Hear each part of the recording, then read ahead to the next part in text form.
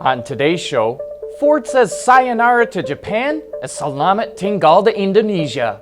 A look at the technical specs of the Cadillac CT6 and why Chevy doesn't want to market its new Bolt EV in a traditional fashion. All that and more coming right up on Autoline Daily.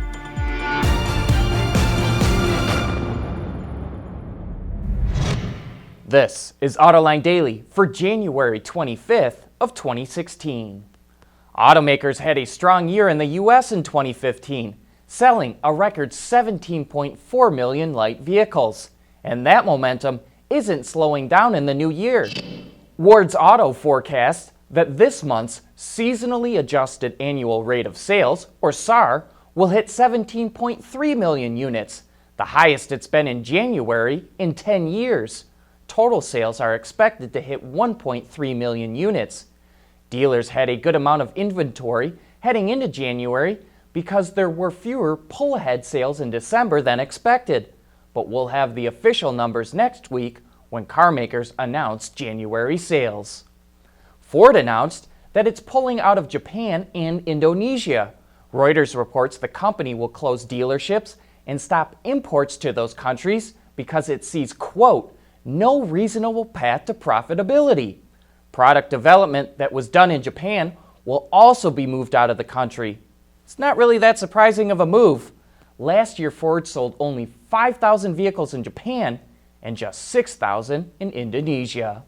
And in other Ford news, the company will equip all 2017 EcoBoost F-150s with stop-start technology. Ford says at the rate EcoBoost engines are growing in the F-150, stop-start could represent more than 60% of the truck's lineup. And still to come, I'll look at new product from Cadillac. Autoline Daily is brought to you by Bridgestone Tires, your journey, our passion, and by Dow Automotive Systems, breakthrough technologies for lightweight vehicles. Cadillac is giving the media their first chance to get behind the wheel of its new flagship sedan, the CT6, right now. And while our driving impressions are embargoed until tomorrow, there's still a lot of good information to report on. Let's start on the technical side. 3 engine options are available: a 2-liter turbocharged 4-cylinder, a 3.6-liter V6, and a Cadillac exclusive 3-liter twin turbocharged V6. All of which are mated to an 8-speed automatic transmission. The 2-liter engine only comes in rear-wheel drive, while both V6s can only be had with all-wheel drive. In a previous Autoline After Hours, we highlighted some of the advanced engineering techniques GM has implemented into the CT6, and it's really paying off. A base model CT6 weighs under 3,800 pounds, which is a pretty staggering number for a vehicle this size. And it's also nearly 1,000 pounds less than a Mercedes S-Class, and even comes in lower than Cadillac's luxury competition, a segment below. Price starts out at just under $53,500 and tops out at about $87,500 for the top-of-the-line Platinum model.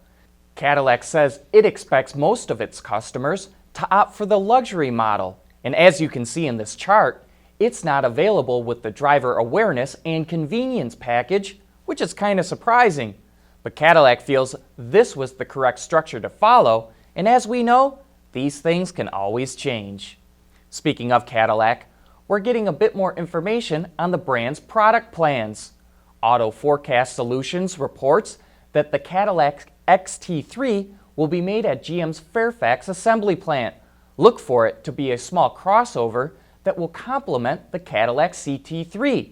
And of course, the CT3 is the new name for the ATS. It will be built using GM's Global Epsilon ETUL architecture. And coming up next, why a grassroots approach to marketing Chevy's new Bolt EV could be more effective than traditional advertising. For the people at Dow, racing is a sport and a science. We enjoy one and learn from the other. But like most competitive people, we like winning at both. This is the human element at work. Dow. On last week's Autoline After Hours, we were joined by Steve Majoros. the marketing director at Chevrolet. One of his challenges is getting the word out about the new Bolt EV. Electric cars are fun to drive, but it's hard to convey that in a commercial. In the following clip, Steve talks about how he wants to get the message out about the new Bolt. It's got safety technologies, it's got great, phenomenal design, and so there's a broader picture at play here. We were just left a meeting here today talking about how do we make sure that the totality of the story is told, and the driving experience is certainly part of that. You know, so regen on demand, low mode, one pedal driving with this car. I mean, those are things that to some people they scratch their head and go, I don't even know what one pedal driving is. Well, what that means is a combination of low gear, regen. You don't even have to touch the brake and that's a more efficient way to drive because it's returning uncaptured energy. Especially in stop-and-go traffic. Exactly. So if this is a more urban vehicle, but you know, so for those at home, you do have two pedals just to. Right. Yeah. You know, but those are the sorts of things that I could take a 30-second TV spot and try to explain that.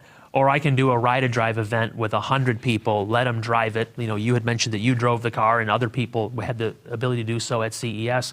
And you're sold, right? And so if you can get people to get behind the wheel and to put it in their own terms and their own words, I think it becomes much more powerful. And I think it's a way that we're clearly going to move away from this is a save the planet kind of a vehicle to this is just not just a great electric vehicle, it's just flat out a great vehicle. To learn more about the Bolt, you can watch that entire discussion right now on our website or on our YouTube channel. And be sure to join us this Thursday for an all-new After Hours.